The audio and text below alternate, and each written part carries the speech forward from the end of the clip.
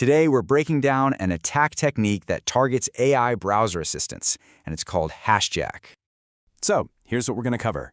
We'll start with what HashJack actually is, then we'll walk through its evasive attack chain.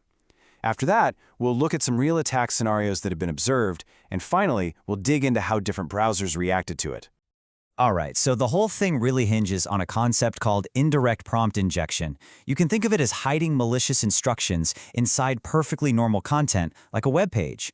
The AI model doesn't see it coming. It just processes that content like it's supposed to, and in doing so, it accidentally triggers those hidden commands. The attacker doesn't even have to be there. It's like setting a trap and just waiting. Now, the second piece of the puzzle is the URL fragment. That's the part of a web address that comes after the hash or the pound symbol. What's so important about it? Well, the browser handles it all on the client side. It's never actually sent to the web server, which means it completely flies under the radar of any server-side security. And that, right there, is the key. So let's talk about the attack chain itself and really dig into how this thing stays so hidden from servers. It all unfolds in about 5 steps. First, an attacker takes a perfectly legitimate URL and hides a malicious prompt inside that URL fragment we just talked about. Second, they get that link out there, maybe through social media or an email. Then you, the user, click it. You land on a trusted website, no red flags. Step 4 is where it gets interesting. You decide to use your browser's AI assistant to ask something about the page. And here's the final step. The AI browser, trying to be helpful, sends the entire URL, including that hidden malicious fragment, over to the LLM for context. And just like that, the trap is sprung. And this is why it's so sneaky. It all comes down to 2 different points of view. From the server's perspective, everything looks normal. It only sees the request for the base URL, like bank.example/home. Nothing suspicious there. But on your end, the client side, the AI browser sees the full URL, malicious prompt and all. It passes that entire string to the language model, and the server is completely blind to the fact that an attack is even happening.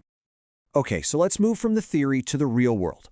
We're going to look at 6 specific attack scenarios that were seen when this technique was tested.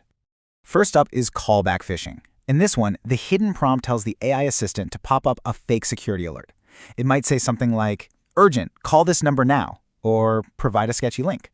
So you're on your trusted banking site, you see this message from what you think is a helpful AI, and you might just call that number, leading you right into a scam to steal your credentials.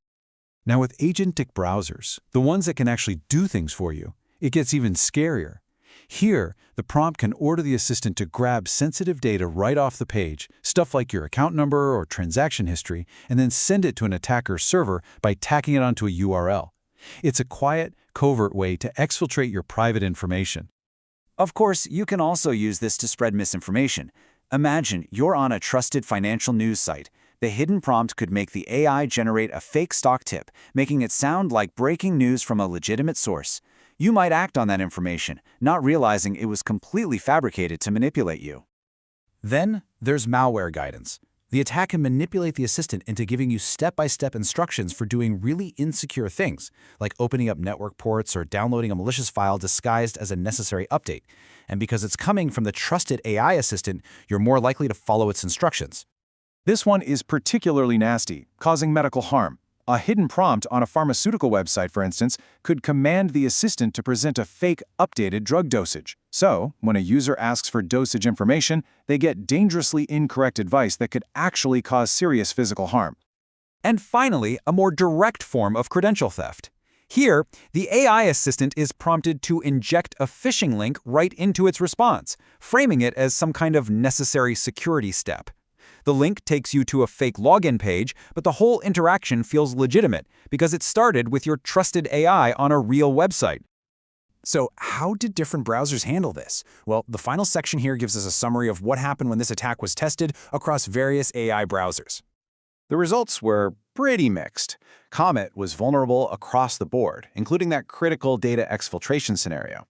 Copilot for Edge was also vulnerable to most attacks, but it did have a safeguard. It would pop up a confirmation dialog before actually navigating anywhere.